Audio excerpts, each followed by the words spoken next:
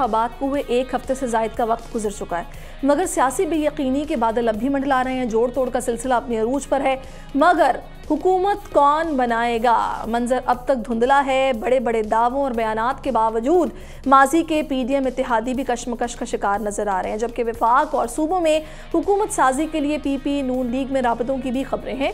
खबरों के मुताबिक पीपल्स पार्टी ने नून लीग को वफाक और सूबाई हुकूमतों का मामला अलहदा रखने का पैगाम दिया है, जबकि नून लीग ने बलोचिस्तान से हुकूमत साजी में ताउन करने की भी बात की है। पीपल्स पार्टी पंजाब हुकूमत बनाने में नून लीग से ताउन करेगी।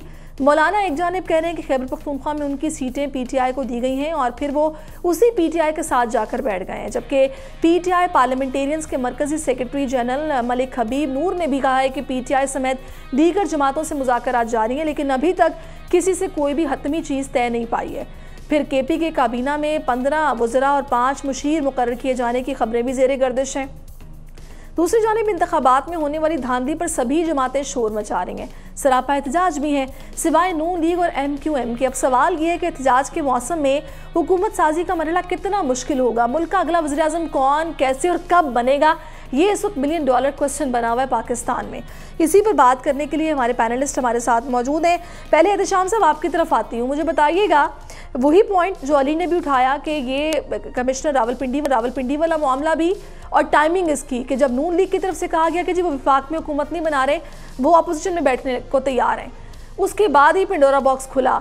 नहीं, मैं माजिद के साथ अली से एग्री नहीं करता इस बात पे। देखे ना, ये इसके सीक्वेंस में चीजें देखनी चाहिए ना। अब आप देख लें कितने दिनों से 8 तारीख के बाद से मामला आप देख लें, इलेक्शन हुआ और फिर आपने देखा कि पहले पीपल्स पार्टी PMLN ने कहा, उनके तो इश्तिहार आ गए थे, बाकायदा आ गए थे, पेड एडवर्टाइजमेंट होना चाहिए था, हमने नवाज साहब को प्राइम मिनिस्टर बना दिया। जब उन्होंने देखा कि भाई सिंपल मेजॉरिटी भी नहीं है और जब इलेक्शन वाले दिन ओन चौधरी के दफ्तर वहाँ पे पोलिंग स्टेशन में वोट डाल के आए तो उन्होंने कहा यार इसका तो जिक्र ही ना करें कि कोई अपनी हुकूमत कोलिशन बननी चाहिए। तो उसके बाद तो फिर जब उन्होंने देखा कि मेजॉरिटी नहीं है तो सॉरी करके पीछे हट गए और भाई साहब को आगे कर दिया। अब देखें दूसरी तरफ PTI ने दावा किया था कि जी सेंटर में पंजाब में हुकूमत बनाए, दोनों वो भी पीछे हट गए। अगरचे आज फिर उन्होंने एक दफा कहना शुरू कर दिया है कि जी उमर अयूब हमारे कैंडिडेट होंगे प्राइम मिनिस्टर के लिए। अब ये बात होगी। और एक चीज तय है सहरिश के तीनों सूबों में पहली दफा पाकिस्तान में हो रहा है कि 3 जो सियासी पार्टियां उनकी हुकूमतें बन गई हैं, समझें। अब देखें KP में कोई इसमें शक नहीं रह गया कि PTI है, सिंध में आप देख लें पीपल्स पार्टी है, पंजाब में PMLN है और फिर बलूचिस्तान में भी दावा कर दिया PMLN ने कि हमारे 12 से ज्यादा लोग 12 लोग हैं, लिहाजा हम हुकूमत बनाएंगे। उसको चैलेंज पीपल्स पार्टी वहां पे कर रही है। तो ये थे 3 सूबे बल्कि 4 सूबों का फैसला।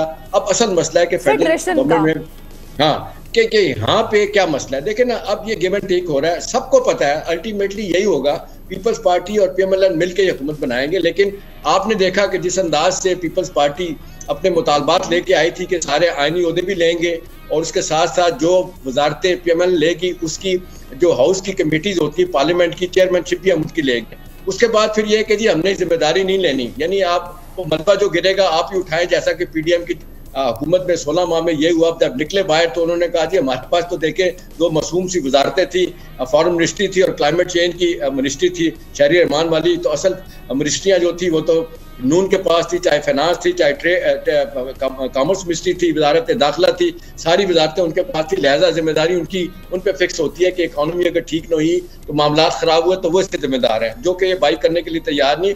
जिम्मेदारी भी आपकी पूरी होनी चाहिए क्योंकि मिल के याशियां की आपने और सारा वक्त आपने कैबिनेट जो है कि पाकिस्तान की तारीख में सबसे बड़ी आपने कैबिनेट वहां पे 80 लोगों की बनाई हुई थी। आखिरी बात सहरिश में कर दूं, देखें ये चंद दिनों बाद ये मामला तय होगा और अल्टीमेटली पीपल्स पार्टी बैठ के बातें करेंगी। अब क्या झगड़ा उनका, वो कह रहे हैं कि जी सूबों की बात छोड़ दें, पहले फेडरल का फैसला कर लेते हैं कौमी असेंबली में क्या होने जा रहा है। तो मेरा ख्याल है 1-2 दिनों में ये मामला सामने आ जाएगा। अब PTI के लिए मुश्किल होगी कि उन्होंने बड़ी कोशिश की कि जमात इस्लामी, बैतुल मुस्लिमीन और ये आपके पीपल्स पार्टी पार्लियामेंटेरियन, अभी तक उनकी बात नहीं बनी। उनके लोगों से बात पूछे तो यही कह रहे हैं कि हमारे लिए मुश्किलात है। तो अल्टीमेटली पीपल्स पार्टी PMLN मिलकर यहाँ पे फेडरल गवर्नमेंट बनाएंगी। जी ठीक है, मैं अली आपकी तरफ आ रही हूँ। एक तो डिसएग्री किया एहतशाम साहब ने आपके इस पॉइंट से, और सेकेंडली ये वो तमाम जमातें हैं जिन्होंने इलेक्शन कैंपेन्स में ये दावे किए थे कि सारे मसाइल का हल ही इनके पास है, तो अब ये गुरेजा क्यों है?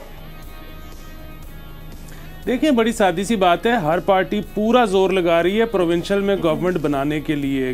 केपी में पीटीआई जोर लगा रही है, पंजाब में पीएमएलएन आपको पता है हर तरह के आज़ाद तोड़ रही है। जहाँ तक सेंटर का मामला है, आप मेरे सारे शोज़ निकाल के देख लें इसी चैनल के ऊपर, इलेक्शन से पहले भी, और यही बात मैं तो कर रहा था कि जी कोई नहीं बनाना चाहता हुकूमत, ये जो आने वाले माशी मसाइल हैं इनसे कौन डील करना चाहता है। और फिर सबसे बड़ी एक और बात वो ये कि अगेन मैं तो बहुत एक इल इन्फॉर्म्ड आदमी हूँ, मुझे तो पता ही नहीं बाहर क्या हो रहा है, ना मेरे पास कोई अंदर की रिपोर्ट होती है, मैं तो आपके चैनल ही देखता हूँ और यहाँ पे सारे ये बातें करते हैं कि जी हुकूमत जो बननी है, जो हुकूमत आनी है वो तो SIFC की हुकूमत है, फेडरल की तो हुकूमत ही नहीं है, तो फिर कौन लेना चाहता है हुकूमत। ये बड़े मसाइल हैं, ये आपको इनको एड्रेस करना पड़ेगा, देखना पड़ेगा। ये अभी ये मसाइल हैं, आप सोचें अगले साल क्या होगा। अच्छा मैं जाहिर साहब, ये जो बातें हो रही हैं जो हम आम तौर पर सुन रहे हैं, ख़ासतौर पर एक्स पर लोग बहुत अपने ख्यालात का इजहार करते हैं। एक तो सॉरी ये कहा जा रहा है कि जो भी हुकूमत बनेगी साल से ज़्यादा चलेगी नहीं। फिर वो पॉइंट जो अली ने सामने रखा है कि ये तो जी SIFC की हुकूमत है, इनके फैसले जो भी हुकूमत में बैठेंगे उनको मानना पड़ेंगे, उनसे कोऑर्डिनेशन से चलना पड़ेगा, तभी ये गुरेज कर रहे हैं। आप क्या कहते हैं? देखिए, एक बड़ी हकीकत है, हम लोग वैसे ही एग्जिजरेट करते हैं चीजों को। आपके ख्याल से पाकिस्तान के अंदर जितनी हुकूमतें आई हैं तो आज तक वो किसकी मर्जी से चलती रही हैं? एक बड़ी ऑब्जेक्टिव सी बात है, इन्होंने एक सर्टन मैकेनिज्म, एक सेंट्रल सिस्टम के अंदर काम करना है, जिसमें हर इदारे का अपना रोल है, एस्टेब्लिशमेंट का भी है, सियासतदान का भी है, जुडिशरी का भी है। और मामलात उस वक्त खराब होते हैं जब ये एक दूसरे के मामलात के अंदर मुदाखलत शुरू कर देते हैं या ये एक दूसरे के इंटरेस्ट को काउंटर करना शुरू करते हैं। ये बड़ा इंपॉर्टेंट है। दूसरा देखिए, इस वक्त हुकूमत जिसकी भी बनती है, जो चैलेंजेस हैं वो सबके सामने है। इकोनॉमिक चैलेंजेस हैं, आपको लॉ एंड ऑर्डर के चैलेंजेस हैं, आपको सिक्योरिटी के चैलेंजेस हैं।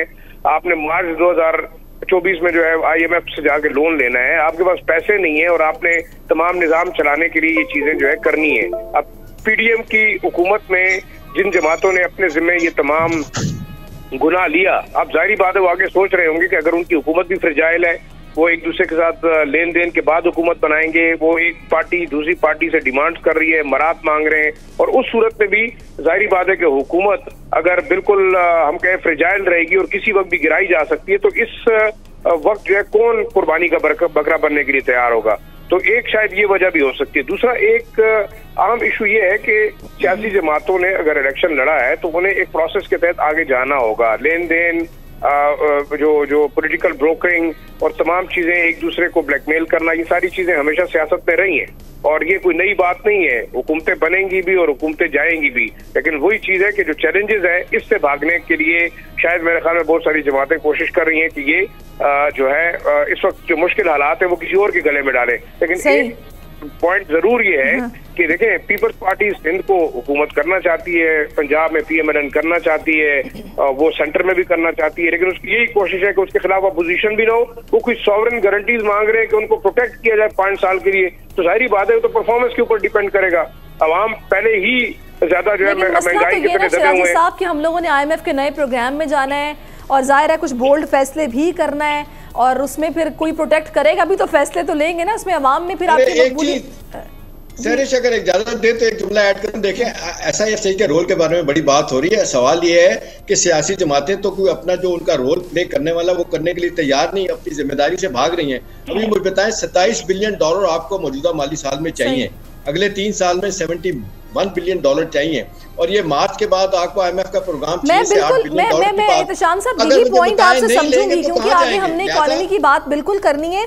अभी फिलहाल मसला ये है कि मैं हमाद साहब हमें बताएंगे कि कानूनी तौर पर हम लोग मतलब जितनी भी सियासी जमातें हैं ये बाउंड कब तक है कि हर सूरत में पहला इजलास कौमी असम्बली का इस डेट तक होना लाजमी है। हमाद साहब बताइएगा, कानून और आइन क्या कहता है? 29 तारीख से पहले होना है। जी, मैं वो भी आपके सामने रखता हूँ। जी, मैं वो भी आपके सामने रखता हूँ। मैं मज़ीद कुछ ये भी कहना चाहता हूँ कि अनफॉर्चुनेटली हमारे मुल्क का ये जो नाजुक मोड़ है ये ख़त्म होता दिखाई नहीं दे रहा।